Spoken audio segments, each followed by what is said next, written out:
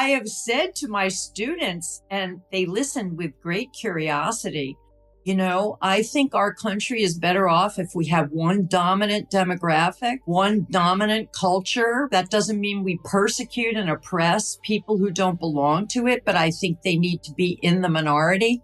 And that dominant culture, I said, needs to be strongly Anglo-Protestant or pan-European, because those are the people that created this country. Their values, their traditions, their institutions, their understandings and commitments created this country and made it great. The fact that you recognize that there are group distinctions, group differences, so to speak, in behavior and taste and preferences, in cultural habits and style. I mean, we could just go on and on, right? Sure. Doesn't mean that we have a theory about where they come from. So I would very sharply separate in my race/cultural realism universe between recognizing the reality of differences, just noticing them with your own eyes, and a theory of where they come from, especially the third rail of nature versus nurture, right? Whether any of this stuff is innate. So you don't have to commit to innateness to recognize cultural differences or group differences, right? Or to say that they matter, that they have an upside, that they promote harmony and happiness and solidarity and sacrifice and all of the things that, group identity can do that are positive. Hello, everybody who is watching or listening to this. This is Glenn Loury. You've tuned into The Glenn Show. Every week or so, usually every week, I have a conversation with somebody about something.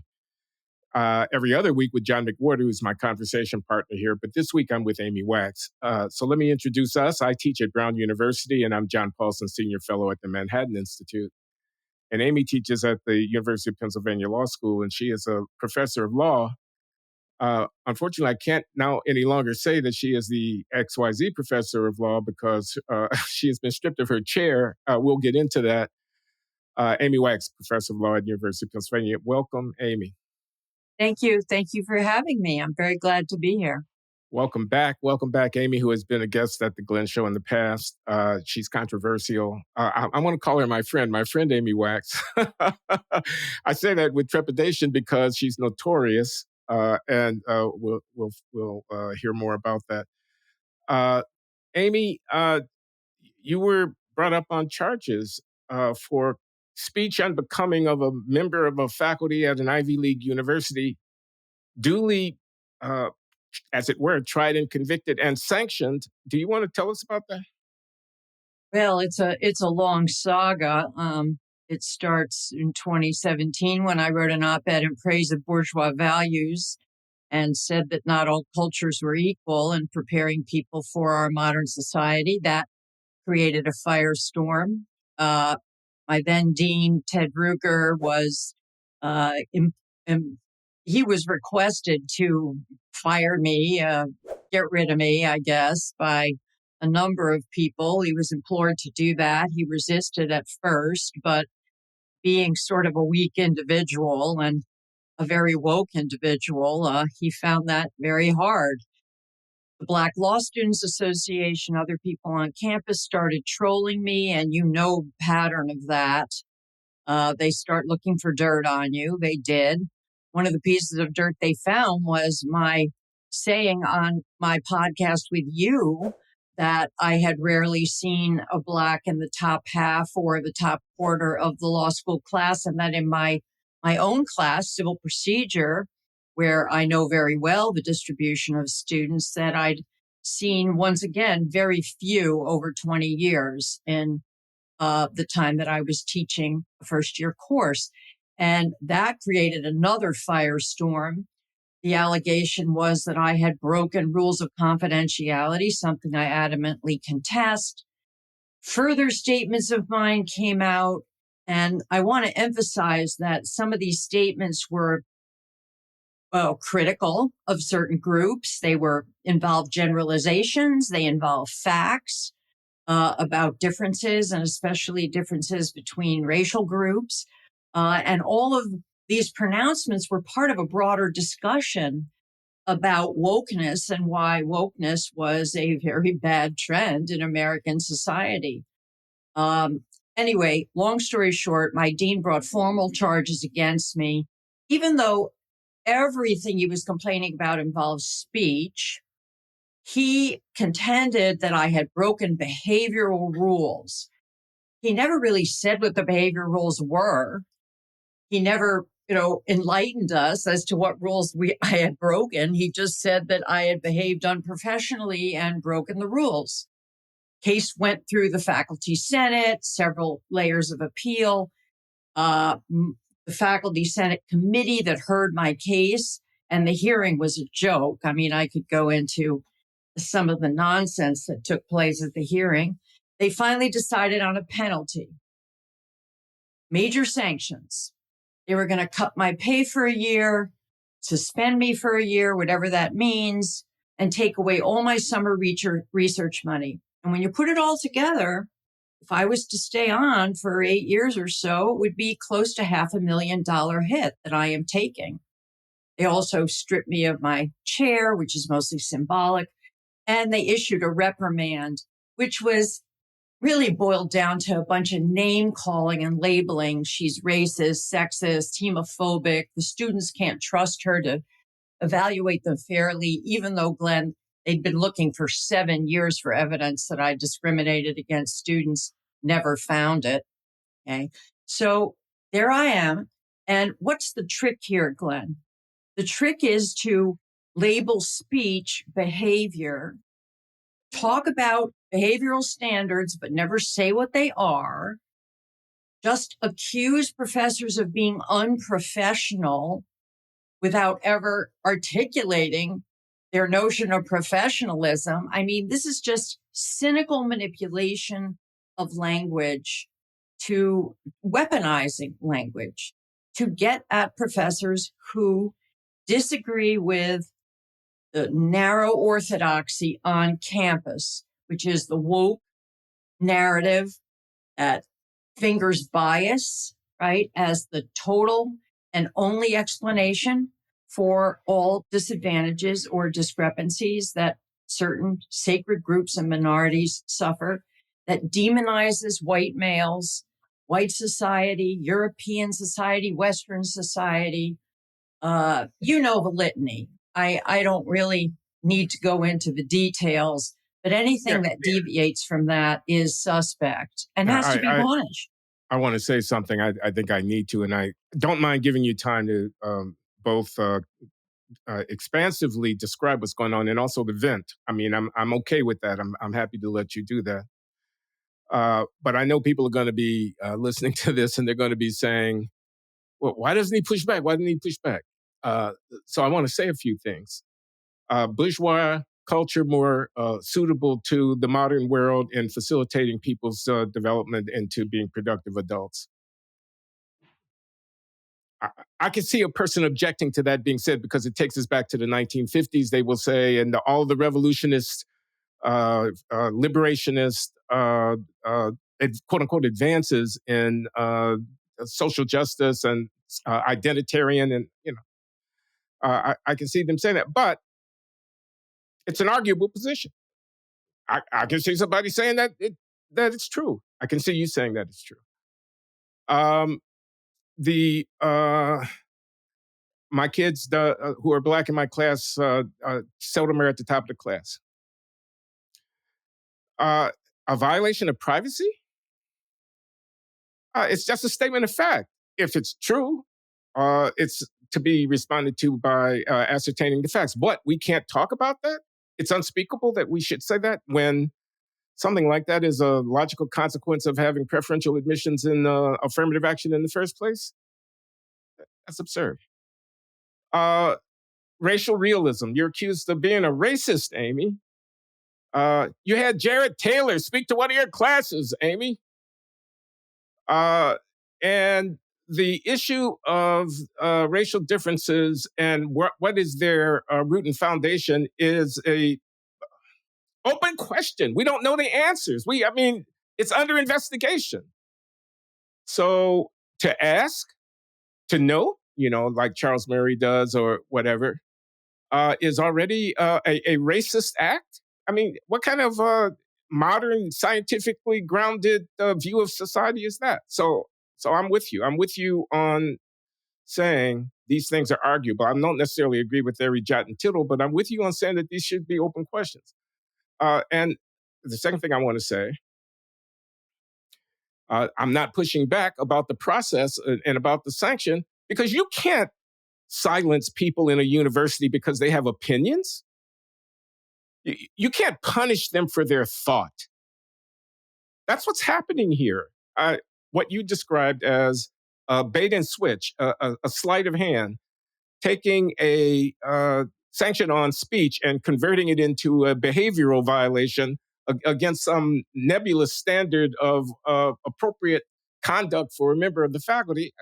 That should chill everyone's bones in the business that we're in. That should be chilling to the core. That's an assault on the very foundation of what we do in a university. I mean, you are in a similar position as somebody who was a communist in 1950 being run out of town on a rail. So I gave my speech. Well, there's so much here. There's so much here. I don't know where to start. I'll start towards the end here. You can't punish, free thought. Well, gee, Glenn, we're at the point where they are doing it. Okay. I mean, it's just glaring. It's blatant.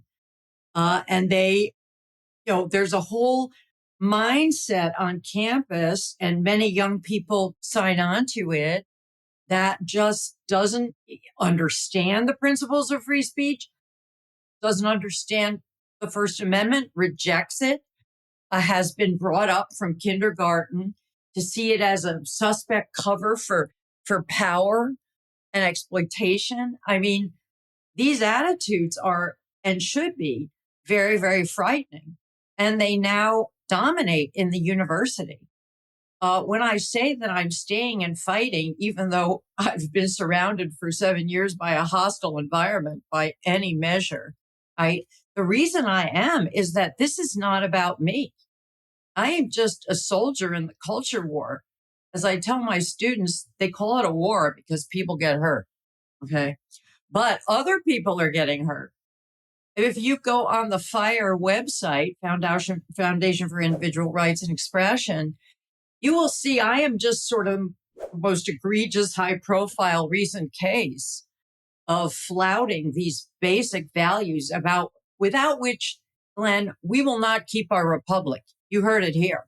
Okay, because they're not just essential to what the university is, to learning, to seeking truth, to preserving our heritage. They are essential to our way of life, right? Our democracy, our republic. So there's a lot at stake here.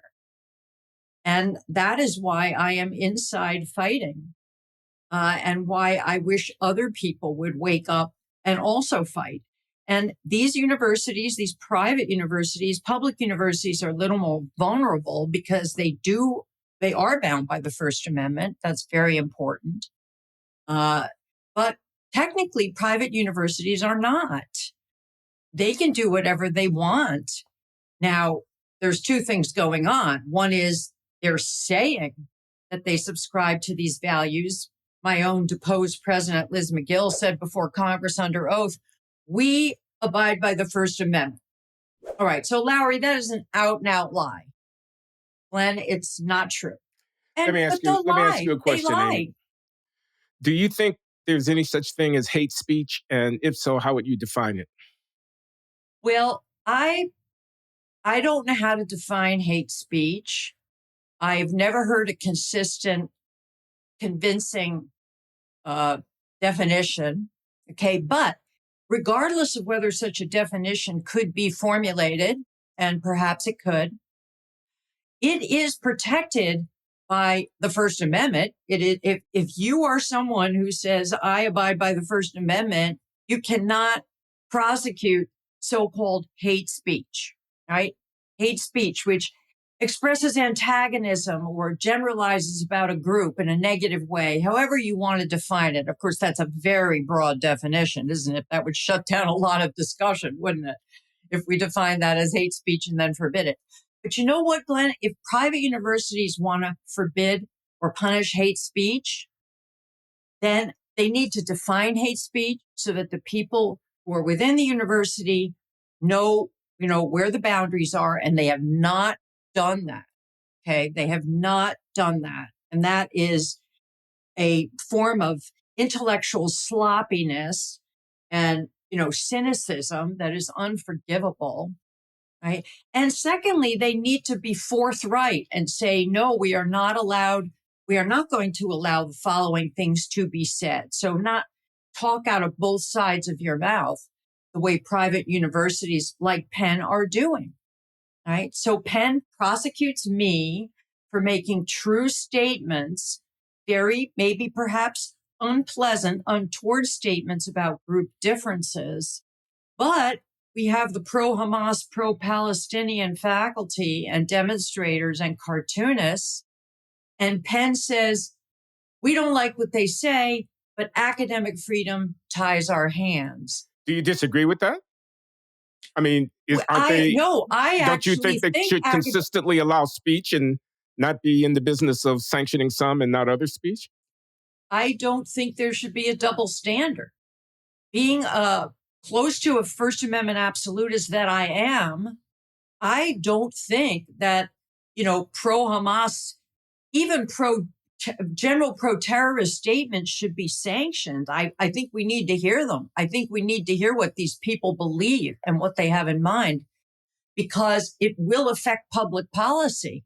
We are going to ask ourselves, do we want people who apologize for terrorism to be our elected leaders, to have positions of influence in our society? Well, those are not the only questions. Those are not the only questions we might ask if we had an open discourse about stuff like this. We might ask, for example, what about the use of the label terrorist to demonize and marginalize people who are engaged in resistance and struggle? They are someone's terrorist or someone else's freedom fighter.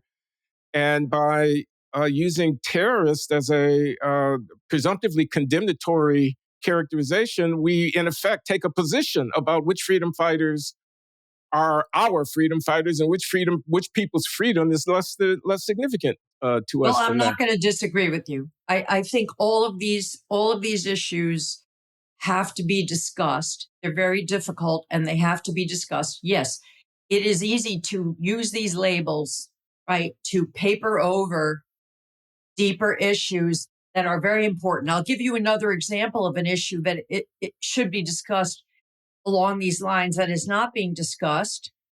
All right. This recent debacle with Ta-Nehisi Coates, I hope I'm pronouncing his name right. It's Ta-Nehisi. The H-I-S-I still sounds like a H-A-S-I. Ta-Nehisi Coates, yeah. I'll call him Coates because I'm terrible with names. I'm okay with that. Part of my indictment says. And, there's a very deep issue here that is very important to discuss. And it's actually addressed in the current issue of the Claremont Review by one William Vogley, who's a very smart guy. And he says, is liberalism at the end of the day, or liberal progressivism would perhaps be a better way of putting it, incompatible with any sort of ethno-nationalism or even nationalism or even nations, with any kind of boundaries or borders or rules about who's a citizen, who gets certain privileges, who gets to come in, who's kept out? I mean, all of these issues, right? There's a series of thinkers, and he quotes them all, right? Including Amy Gutman, the former president of my university, who says, I know well. We need to get rid of nations. It's arbitrary. It's unjust. It's racist. To say it should matter whether you're born on this side of the border or that side of the border. We need to be outright universalists, and that is the only tenable position. It may be a tough sell for human nature, but we've got to do it. We have to have the world of imagine, right? Amy, they're political philosophers. Their job is to think outside the box and to question basic, unstated, but fundamentally governing conceptions and whatnot. I mean, I'll let you go on, but I just want to say, No, it's okay. I think with I these want to things say, need to be. if we would go down the historical decision tree and reach a point in which nuclear war actually were to take place and humanity were to have to deal with the consequences of that, people like the Amy Gutman caricature that you just gave will be thought to have been prescient. They will have been thought to have been asking, and I'm not taking their side. I don't want you to misunderstand me. I haven't thought this through. I don't know very much about it. So I'm talking at a meta level. Uh, but I see William Vogley. I haven't read the piece, Claremont Review. I see the idea about the essentiality of boundaries and the forming of polities and communities that are kind of able to solve the collective action problem, and the necessity for a kind of a limitation. There has to be a closure. I mean, I can see how that our argument might go. So anyway, I interrupted you. I No, but apologize. the point I'm trying to make, and I actually don't think it's a caricature of Amy Gutman. She has said, in effect, that patriotism is irrational, illiberal, and fealty to a nation state should be. We should get rid of that. Well, here would be my quick refutation of that position as an economist. I would say, how are you going to provide public goods? I mean, okay. How are you going to defend yourself?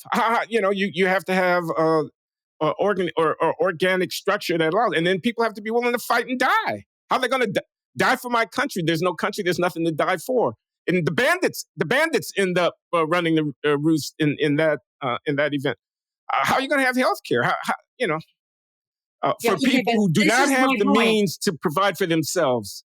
We're not here to weigh the costs and benefits. The point I'm trying to make is, okay, these are important, sophisticated discussions that need to take place, and they just get cut off.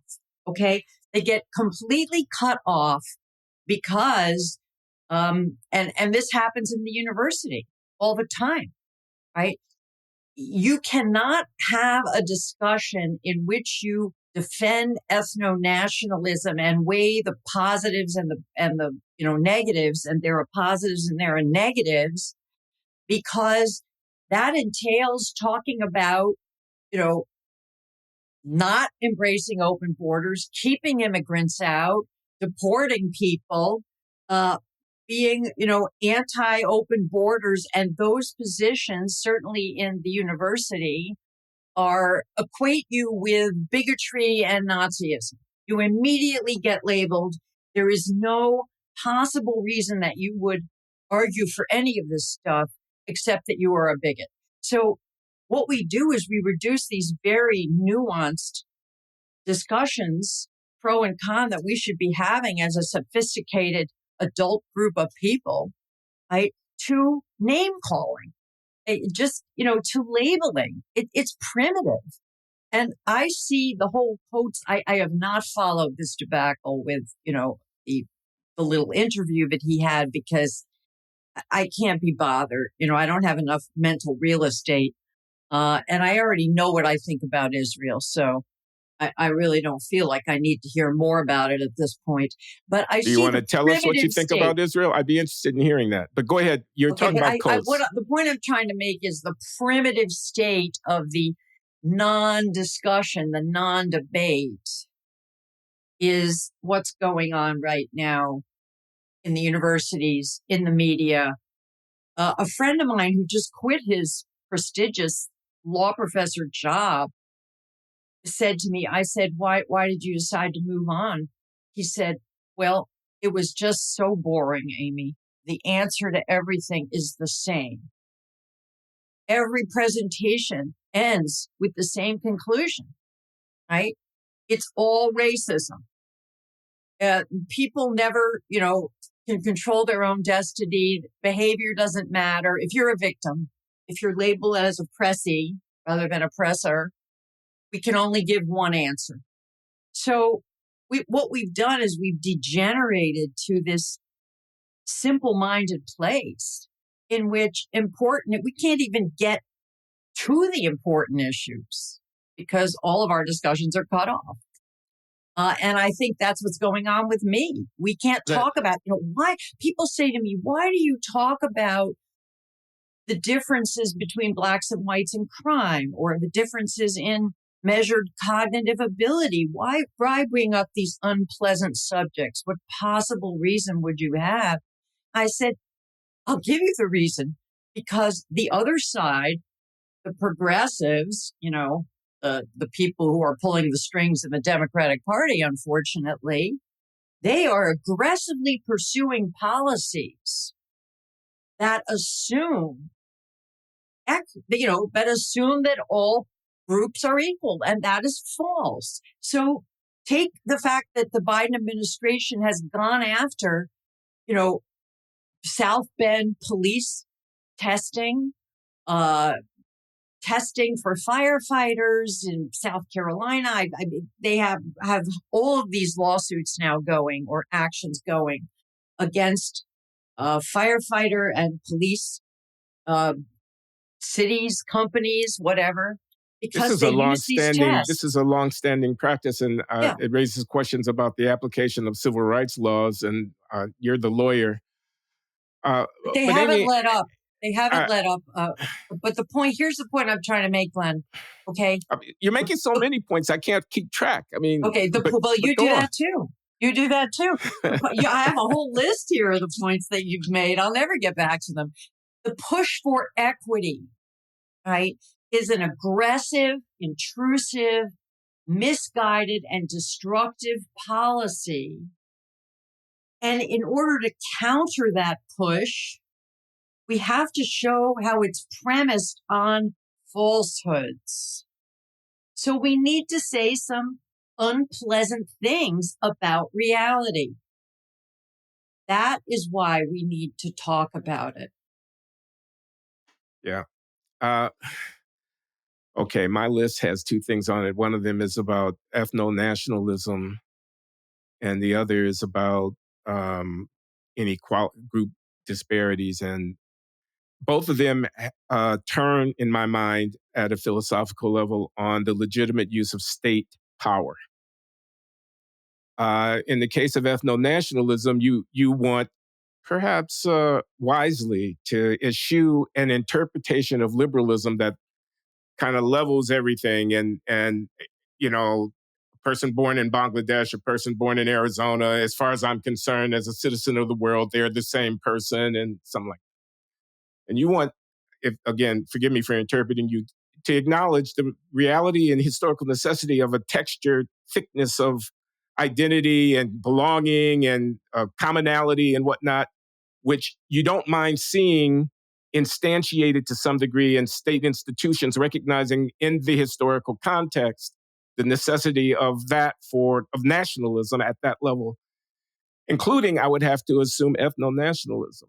And I give you the opportunity to respond to that. But I see a connection. I see a connection between that and what I'm going to interpret as an anti-DEI sentiment. Again, please don't let me impute to you sentiments that you don't hold. But I mean, in a sense that this imperative that has infused our politics of equity and parity as a social outcome between these groups, and we could talk about where they come from and how come they have significance and whatnot, is a fool's errand. And that a kind of universalism, which for the state, not for the society. The society has the same thickness that the nationalism issue would have, but for the state should not be trying to pick winners and losers, balance scales and whatnot. And you could take that as a principled stand, a liberal stand, quite apart from the empirical question of, well, what would we have expected the disparity to be if chips were to fall where they may, and no reason to expect that they would have been equal, and in fact, plenty of reason to expect that they would have been in the same direction that we see them in right now. So anyway, can you speak to that? Can you speak on both planes about the ethno-nationalism point and about the group disparity point? Because I have sympathy for you.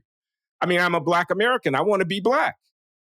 A lot of people don't want me to be Black. They want me to just be a citizen. And I am just a citizen, but I want to, stay in touch with, quote unquote, my people. Can you forgive me for wanting to have a people? Kind of like that. And also, I take the point on the group disparity issue that how could you expect groups to be different, even if there weren't essential differences between them? There are certainly cultural differences between them. That's what makes them groups.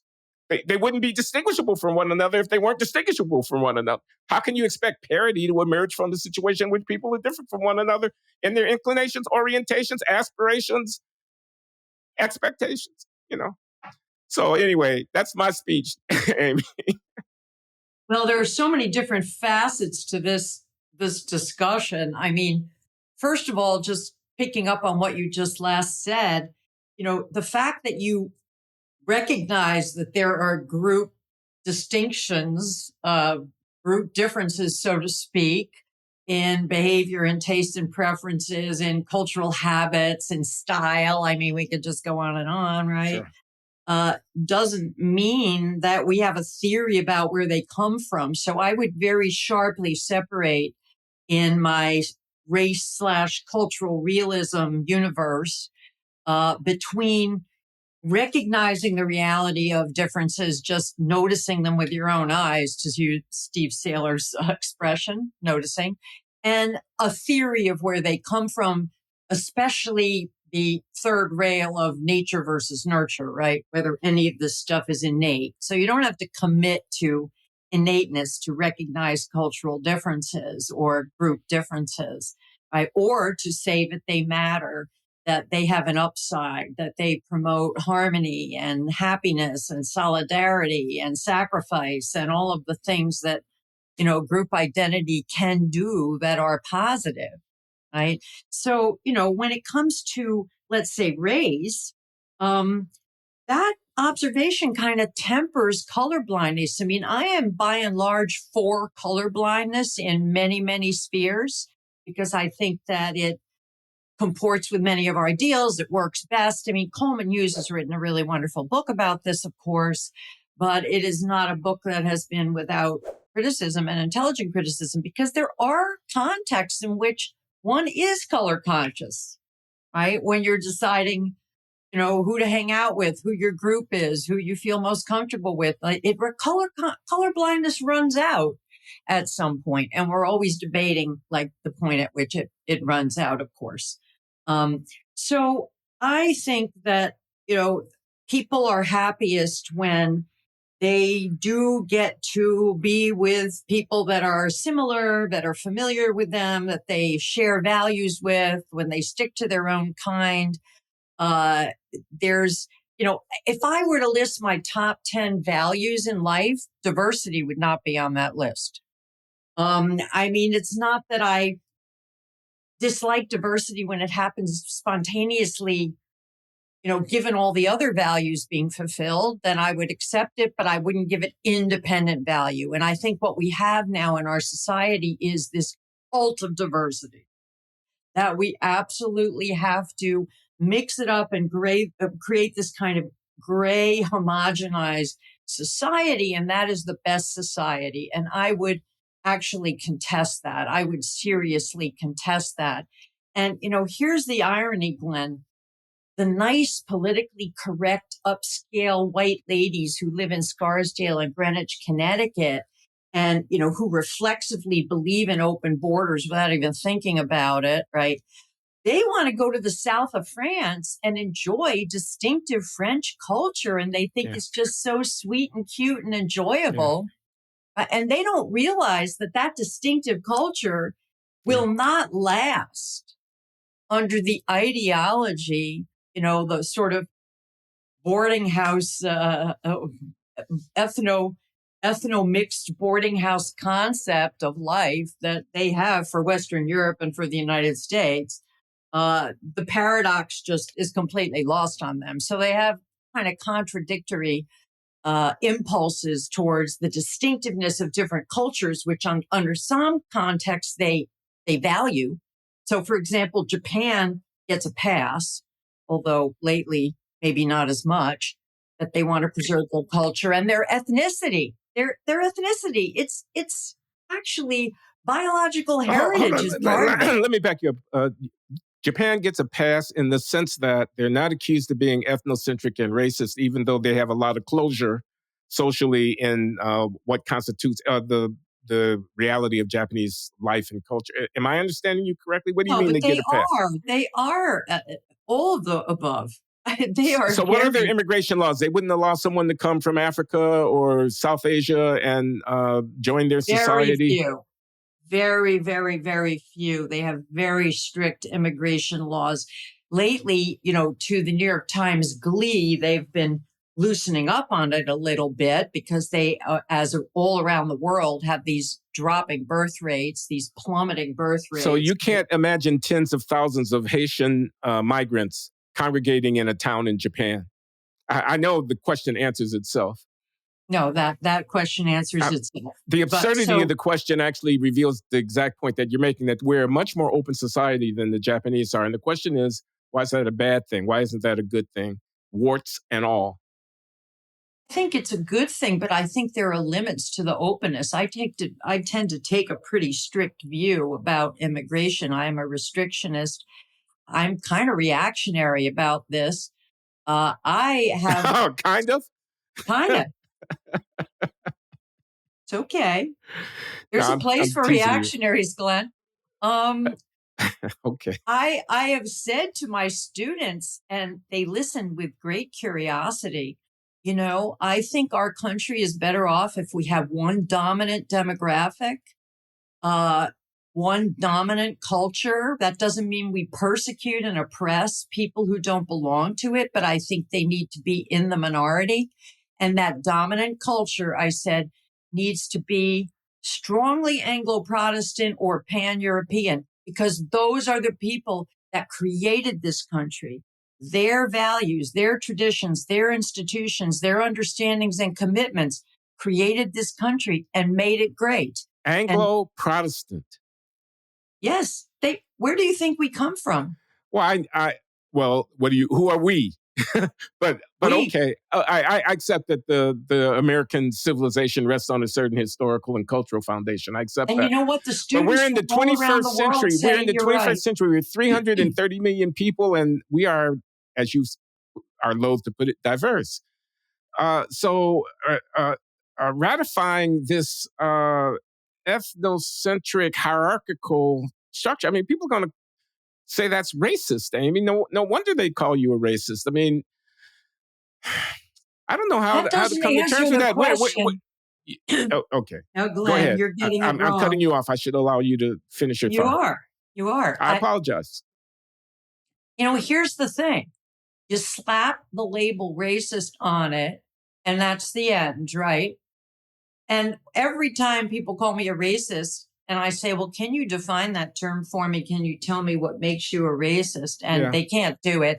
My view is, let's zoom past this labeling, which is a showstopper, and ask ourselves, is this a good policy? Is this a good philosophy? And when I put it to students from all around the world, actually, Asian students, Hispanic students, the students who sign up for my classes, who are remarkably diverse, actually, and they hear it and I say, and here's the thing, people from all around the world want to come here because of that culture.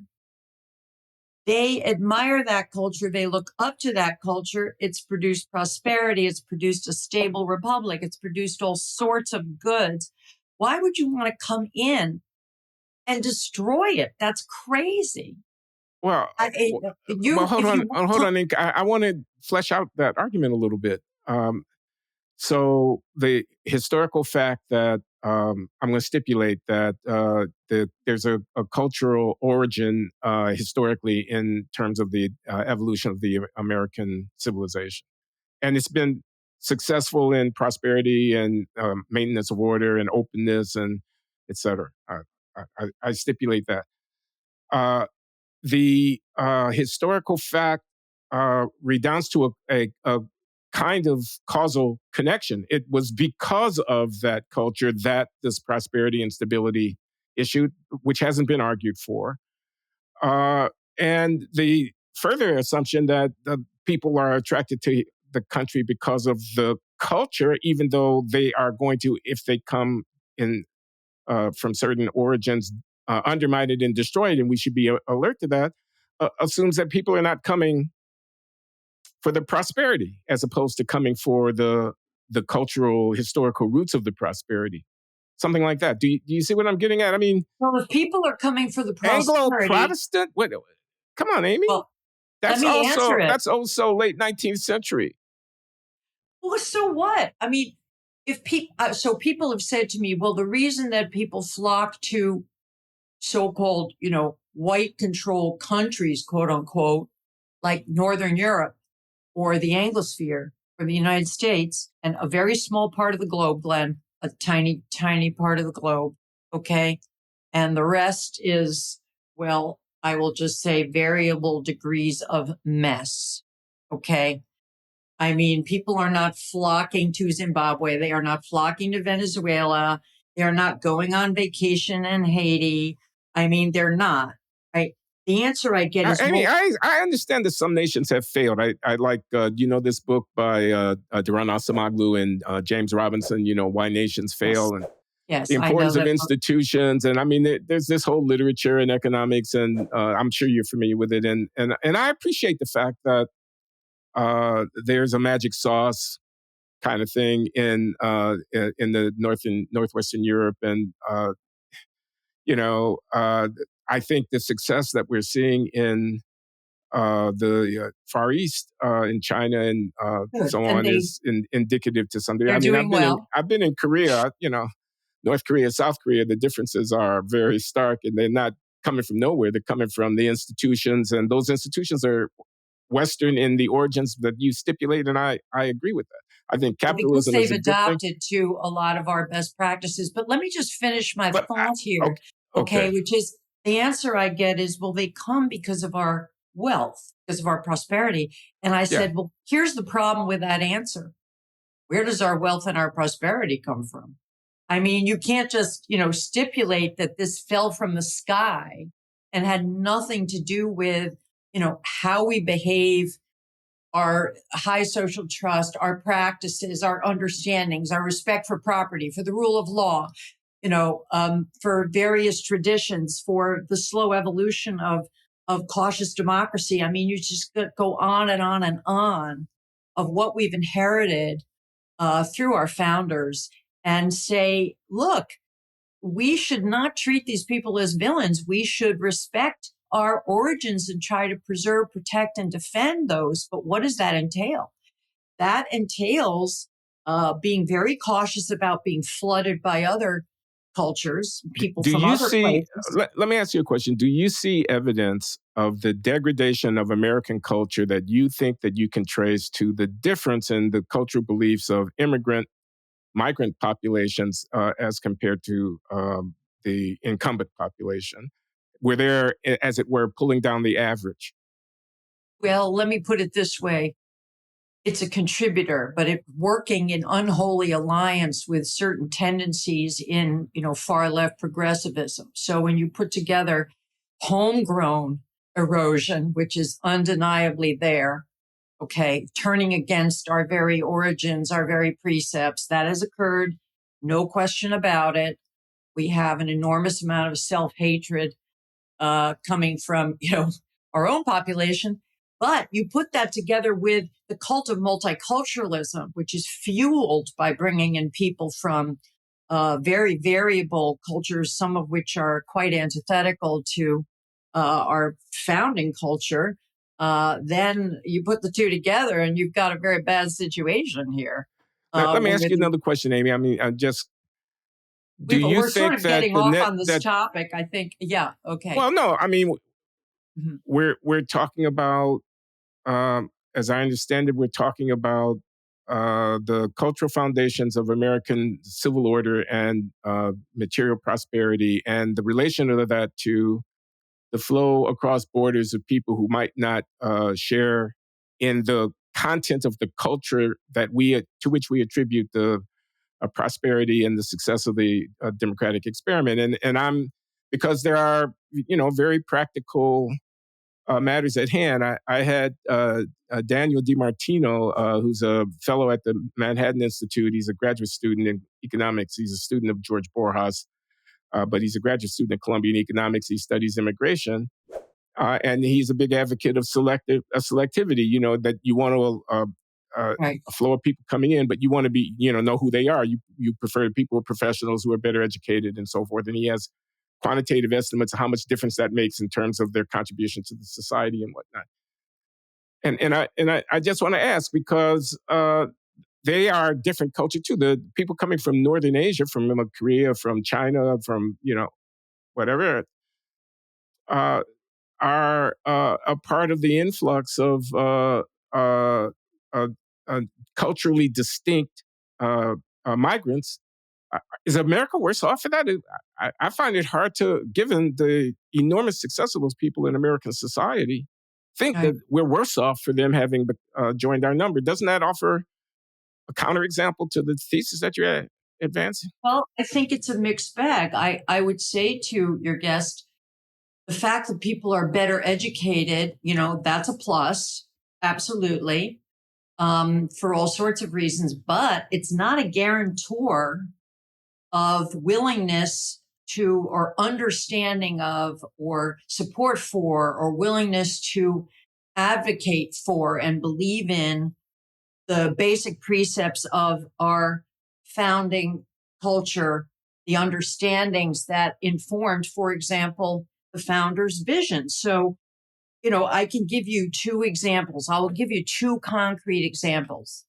Okay. One is free speech, free thought, which is really under threat in our country now, but used to be, sort of a central pillar or precept, not one that was unquestioned. I mean, there's a sort of long and checkered history coming from the left and the right of worries about untrammeled free speech and this kind of million experiments in living type of philosophy, right? I understand that.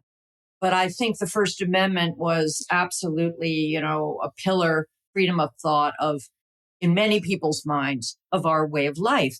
Well, you get people from Asia, capable people, smart people. I'm not denying any of that. I have just heard too many of them say, "What's the big deal?" I mean, this obsession with free thought, it's this quirk that white people have, that this fetish they need to get over. They just don't care that much about it because it's not part of their cultural tradition. Okay, their cultural tradition is much more statist, conformist, um, non-individualist. So That's a you're saying fact. that as So these people and their children become citizens, they wouldn't be willing to fall on their swords, quote unquote, to preserve these liberties, and that somehow indirectly undermines the stability and security of our institutional foundation. That sounds like a that's stretch a to big me, Amy. generalization. I mean, some of them do, but I think I think the evidence is that a fewer of them, feel passionately about this. Let's also talk about property. Okay. Now, if you go back to the Federalist Papers, the founders were obsessed with the security and integrity of property. They, life, liberty, and the pursuit of happiness, securing due process to secure uh, life, liberty, and property. Property was a big part of it. And they understood how important that was to prosperity, to harmony, to all of these good things. Um, well, now we have a Democratic Party that I call the party of shoplifting. Okay, I've called it that in past podcasts. Thou shalt not steal. They're willing to just remove that tenet from our society in blue city after blue city. The Now, that doesn't have prosecutors have anything to said, do with migrants, that right? You're not saying that those are okay, connected. I am saying that what is the effect on migrants from countries that have much less secure property rights, where corruption and theft are rampant? Let's face facts, Glenn. Let's not sugarcoat it, okay? Where people who have any means at all live behind gates and bars and security guards, Okay. Oh, That is the I way know life that. I is. know that, Amy. I agree, but I don't see the connection between that and the liberalization of law enforcement with respect to small scale shoplifting and stuff, which I'm against. I'm against that full throatedly. But what I don't see is my interpretation of would have been a disparate incidents. If you enforce the law disproportionately, it's going to be minority people of color whom you're going to be enforcing it against, and quote unquote disadvantaged people. And so there's a kind of equity imperative to why it is that you would enforce law, which I'm against. I'm against not enforcing those shoplifting laws. But I don't see what it has to do with culture, which Well, is what we were talking about. culture informs attitudes towards property rights, the importance of property rights, the integrity of property rights versus a large and growing state whose job it is to take from some people and give to others, from from the makers to the takers. I mean, So once you're again, talking go about, back to excuse me again, Federalist Papers. excuse me for interrupting. You're talking about the Democratic Party and about the local governments and cities and states that are not enforcing property laws. And we're talking about migrants. And I'm just trying to understand you that if we let people come among us who come from traditions in which the value of property is not, the enforcement of property rights is not appreciated, then it's more likely that people will get elected, and some of them or most of them are going to be Democrats who are going to do this kind of thing, and therefore it undermines the integrity of our political order. Again, am I understanding you correctly? I I just want think to. there's more tolerance for it. We have to recognize, I think, and how do you prove this? Well, they won't let you prove it because, of course, they censor any of this talk, and you get a very one-sided view of how immigrants and migrants behave. For example, take the Haitian Springfield debacle. You read the New York Times, and the picture you get is that every single Haitian person is a model citizen. They do not give you an objective picture, Glenn. You go on the internet and you get incident after incident where citizens are complaining about, people squatting on their lawn, people walking in and out of their houses. And the mainstream media says, we're not going to report that. First of all, that's lies. Secondly, it's a bunch of deplorables. I mean, there is manipulation of the truth, Glenn, but let's leave that question. All right. The point I'm trying to make is if you have a lot of people from a culture that believes X or doesn't respect Y or doesn't care about Z, right? If you have a lot of people, a lot of this is a mass migration issue, right? It's not an issue of can we tolerate, some people, as Burke would say, that make insensible and undetectable change. We shouldn't be able to detect any changes in our culture from people who come in from outside. And if we start to detect it in a negative way, we have too many of them. So a lot of it is a matter of numbers, a matter of degree, mass migration Now, how versus. about this argument, Amy? Our culture has always been the product of an influx of various contradictory and conflicting tendencies. The thing that you're calling our culture, and that, excuse me, this will seem unfriendly. I'm not unfriendly to you. You have reified in this Anglo-Protestant type space, is itself organically the evolution of a constant flux of countervailing and interacting tendencies, and new things are created. I mean, for example, what is the American Negro? Who are my people? We are people created out of the flux and the warp and woof and all that kind of stuff. So there's something brittle and deterministic about your approach. Again, I don't mean to be unfriendly, which doesn't appreciate the openness and the dynamism of the kind of melting pot thing that's going on. And would you address that comment?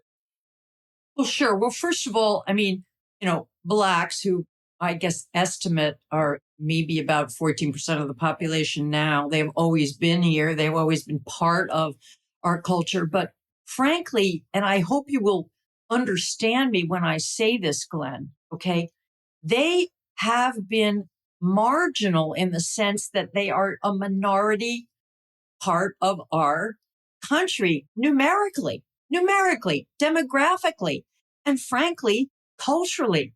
And the dominant culture of our country has tried to move that group and assimilate them to the dominant culture with various degrees of success, right? And multiculturalism opposes that. They say, no, the integrity and the distinctness of these cultures must be preserved. We should not be trying to move everybody towards the dominant culture, where we have a Well, disagreement there. Okay, but the second thing is you say, well, we're always changing, we're always innovating, time marches on.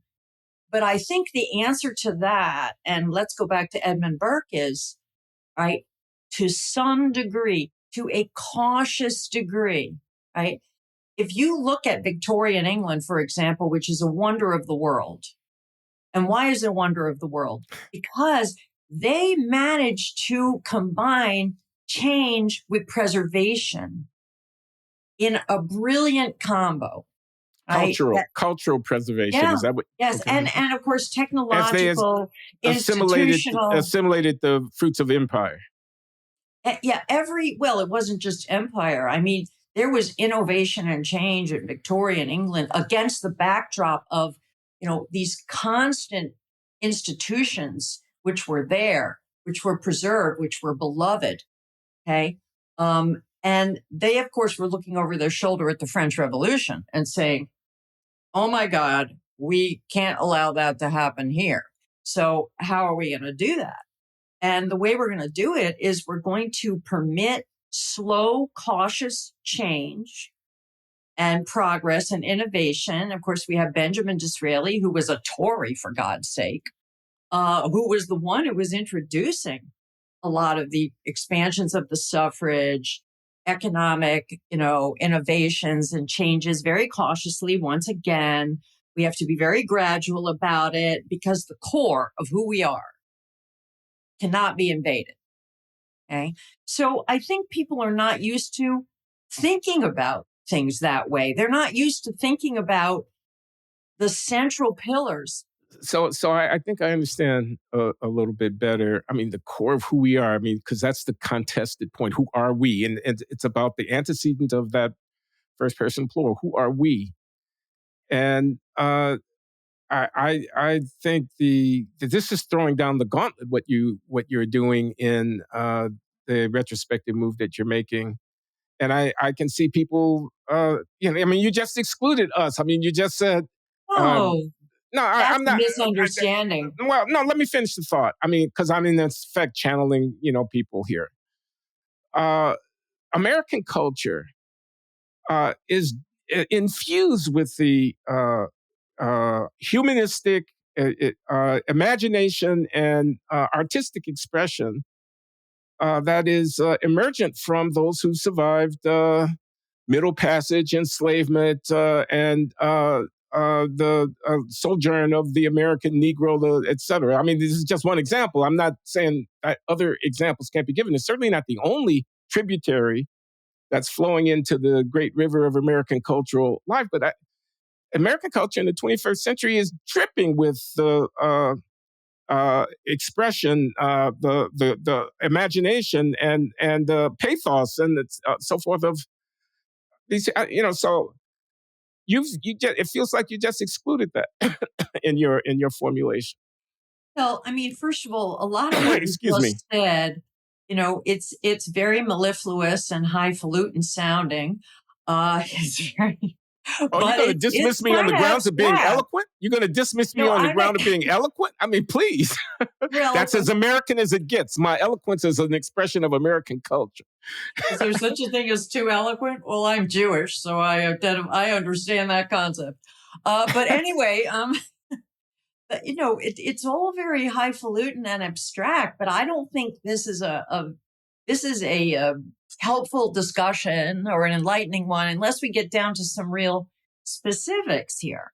Okay. Right? I mean, I once again, I think the key here, the key concept is to what degree, how much I love to quote Lord Patrick Devlin, who had this debate in the 19th century and early 20th century with H.L.A. Hart. These are two Brits. Devlin was the ultra-conservative and Hart was more of the liberal. How much morality should we incorporate into law? This was a very important debate. And during that debate, Lord Patrick Devlin said, fornication will never be stamped out. Of course, that was back when fornication was considered, some kind of sin or something. The key is to keep it within bounds. The key is to keep it within bounds. And there is more wisdom in that statement. That is a quintessentially conservative sentiment, right? We can't wipe it out.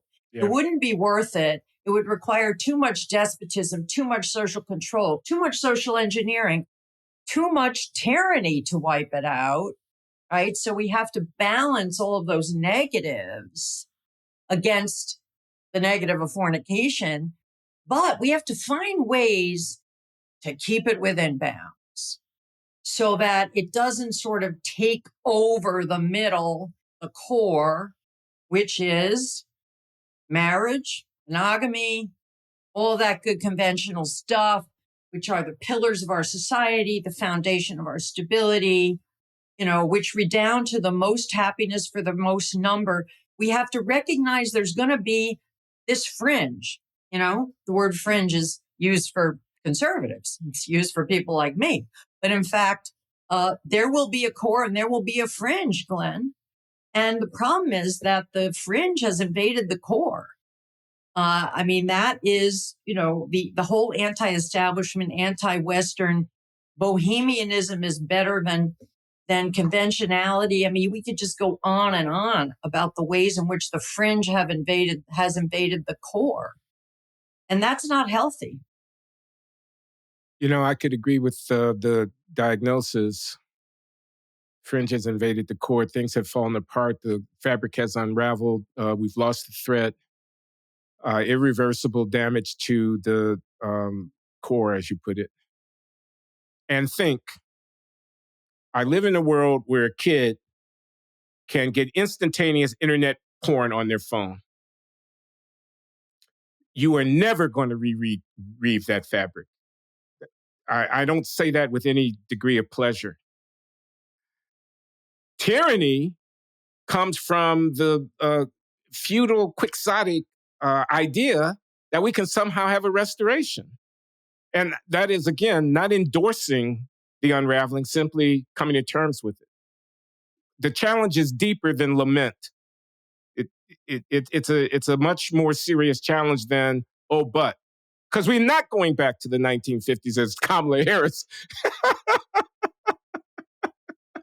We're not going back. And again, don't ask me whether or not I wish we could go back, because the question is irrelevant. Well, first of all, I actually disagree with you. All right. And I'm going to, once again, give you some concrete examples. Okay. Charles Murray says that the educated class in this country, the upper middle class, talks the 60s and lives the 50s. We have a whole group of people, even in the face of moral deregulation of the worst kind, right? This kind of laissez-faire, no holds barred, no more norms kind of society that we've inherited here, who reimpose on themselves these 50s type norms in many respects. Now, you're right that, I think it's just a kind of a straw man to say going back to the 50s, like we're going to go back to every aspect of the 50s. The 50s consisted of a lot of different parts and a lot of different elements. And some of them we're not going to go back to and we wouldn't want to go back to, right? Like the status of women, the rigid ways in which women and minorities were controlled. Or of gays. Or of gays, I would say. Or and gays. I think the example is important. It's distinct from women and, much more directly at the sexual revolution. But I don't think we're going back on that. And I don't think we should go back. Okay, but, the people are going to go crazy when I say this. But I think gayness is something that, was fringe and should on some level stay fringe and has now invaded the core. So, we're going to disagree. They're going to go ballistic. They're going to go ballistic. Brace that yourself. doesn't mean that we persecute gays like we did in the 50s. But let's go back to the ways in which a lot of the 50s is still with us in certain segments of society in a kind of self-imposed, remoralized way. So take porn, all right? Let's take porn. I have upper middle class students. They're from a very selected segment of society by and large, right? And I ask them, how much do you guys really, and I have mostly guys because I teach a Yeah. big conservatism class. Uh, how much do you guys really watch porn? Like, do you spend all day watching porn? And if you don't, why don't you? Like, do you restrain yourself? I mean, you could sit like the rats and hit the, cocaine bar all day if you wanted to, Yeah, you're right, Amy. but you don't. You're And right. what you get, and it's very hard to get this out of them, right? Because they don't want to talk about it, is this intuition. It's not even expressed. It's not even, it doesn't even come to the surface that porn is degrading, not just to the person who's in it, Sure, of course. but to the person who watches it. Yeah. I tell them, Lincoln said, I would not be a slave, but neither would I be a master. I say it's kind of the same concept. We actually read this wonderful essay by Irving Kristol about pornography, which is really wonderful, and I recommend it. It's masterful. I said, what do you think the parallel is between what Lincoln said and what Irving Kristol is saying about why we should at least disapprove of pornography, make it harder to get, not stamp it out, as Lord Patrick Devlin would say, but keep it within bounds. Well, It's here's an alternative. I mean, I do not disagree with what you just said, and in fact, I resonate with the self degradation of porn addiction. You don't need addiction, and the self governing, the self regulation. There's self degradation and there's self regulation, which is an indirect acknowledgement of the degradation when someone says, "No, I'm not going to spend all my time doing this." And I was going to say, you say we should at least disapprove of it. Okay. I want to bracket that question, although I'm inclined to agree with you. I think it requires further investigation. But I want to say it's not the only thing that we can do. We can also emphasize the self-governance part of it, the fact of degradation of absolutely self, which is what a Christian or a Jew or a Muslim person devoted to a spiritual commitment would be doing, as the spirit of self-governance could be enhanced, as well as the limitation that policy could place on access to the material. right. Self-governance to what the founders called virtue, right? Which they used to Yeah, talk about all the time. And if you go back to the Federalist Papers, they say critical to the success of our way of life, our government, our institutions, our republic is self mastery of the population, that they are willing to impose these limits to keep themselves within bounds. And I just don't see enough consciousness of that, enough talk about that, and enough talk about the sort of collective externalities of the failure of self mastery. This, you're not going to probably, you'll say, why is she bringing this up? But this is actually pertinent to a discussion I had with someone who will go nameless, because you'll recognize his name, about J.D. Vance's comment about cat ladies. So, which I thought was funny, but a lot of other people didn't. But anyway, this friend of mine, who's on the right, said he shouldn't have said that. He shouldn't have said that because it will alienate voters and it will insult people and yada yada yada. And I said, well, I don't know how many voters are going to be swayed by that one way or the other. But I said it does represent a lost opportunity. J.D. Vance, who's a very smart guy, should be talking about the downsides both to individuals and to society of women turning against motherhood, of men and women turning against marriage, of this kind of phase that we're going through that I see has accelerated.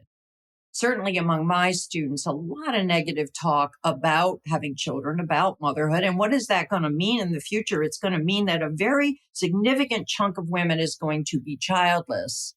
Okay.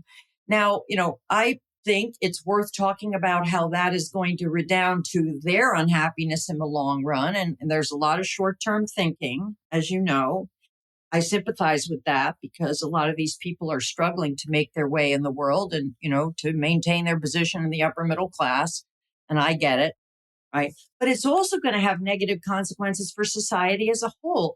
And Glenn, you are, uh, about as old as I am, and you are seeing your friends sort of sink into disability and the ones who are childless and the ones who are unmarried, who's going to oversee them? Who's going to take care of them? That is going to be a society wide crisis.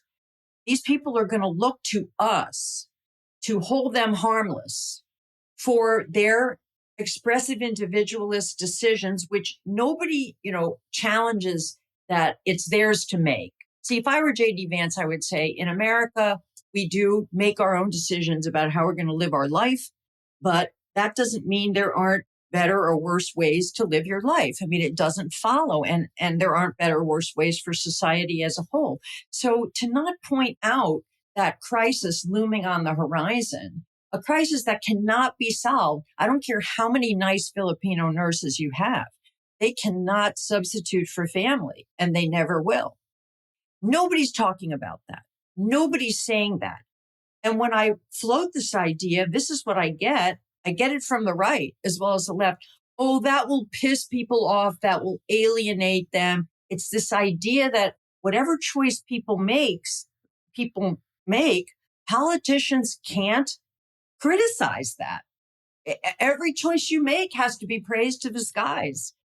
And, what are we, some kind of children? Are we become very childish as a society? Well, you're making me wonder why Trump and Vance aren't saying the following. I want to make America great again. That's a cultural project. To make America great again, we have to become more virtuous. Here's how. Absolutely.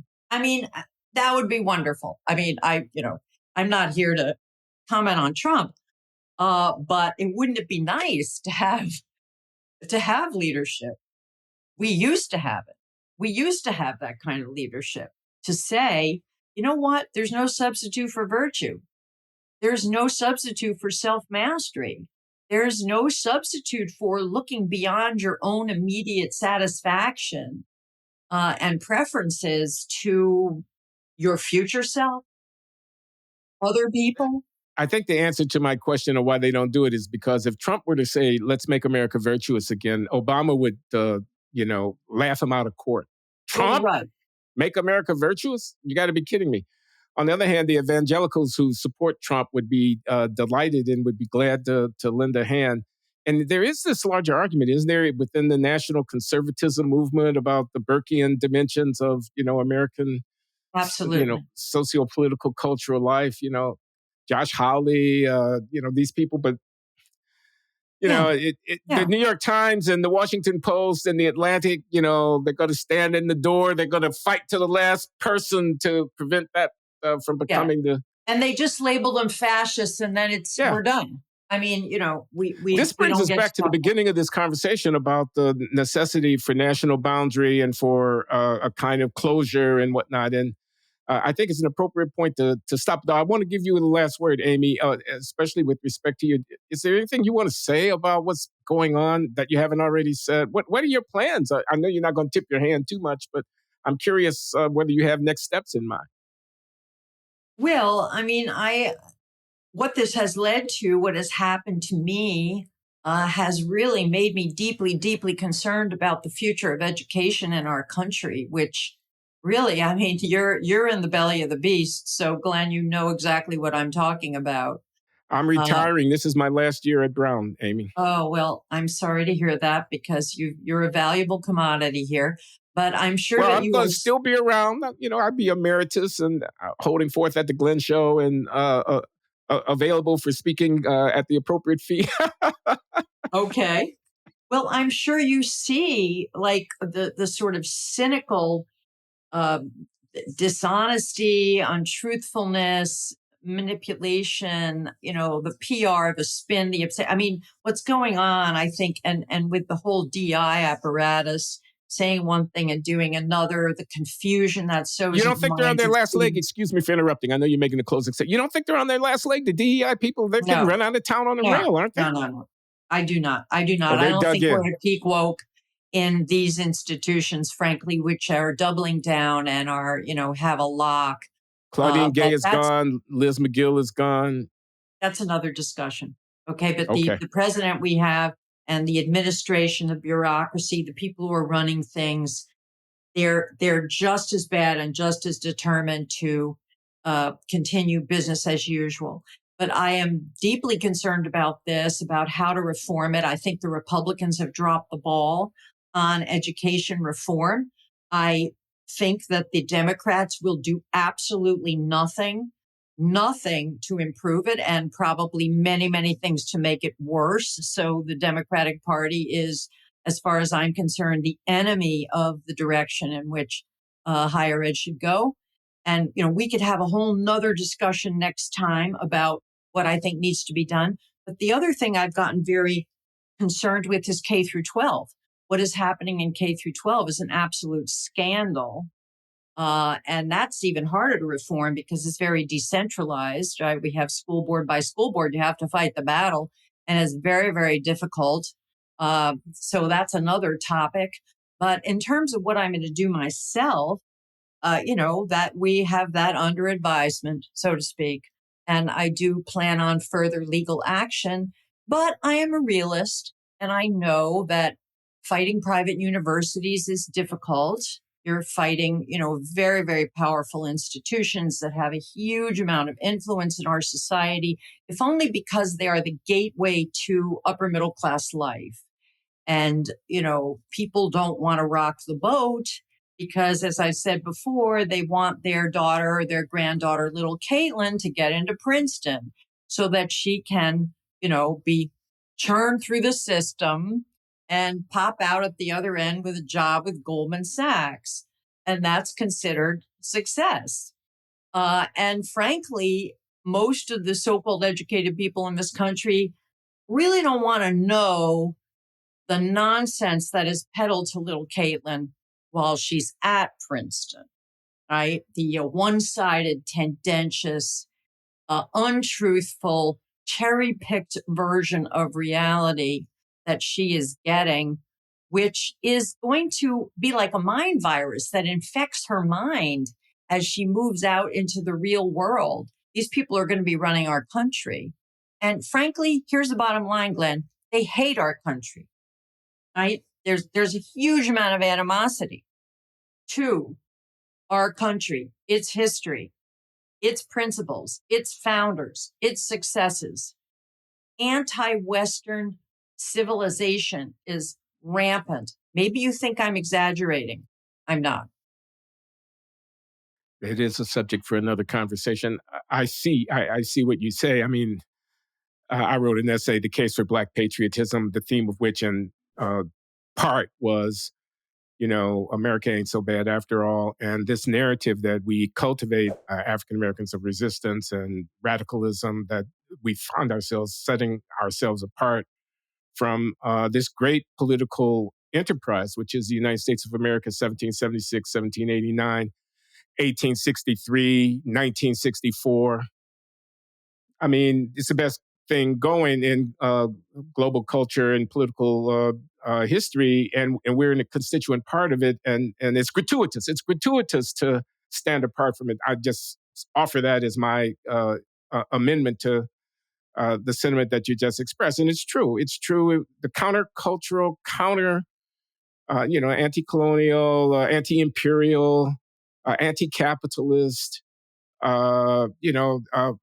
Every enemy of America is somehow on the right side of history, et cetera. But I only tell half the story there. I mean, the existence of these radical critiques has its roots in the dark side and the flaws and whatnot, and we don't have time to engage in that conversation right now. But anyway, I want to thank you, Amy, And I want to say Godspeed. I say, my friend Amy Wax, you can see we agree about some stuff. We don't agree about other stuff, but we do agree about the fact that you should be able to have your own opinion and make arguments in the university. And it's a betrayal of the raison d'etre of what we're doing. I mean, that we would attempt to prevent people from making those arguments. And Amy is one of those people. So thanks for coming on the show, Amy. No, thank you for having me. And I hope we can have further conversations in the future. We will. Bye. Bye.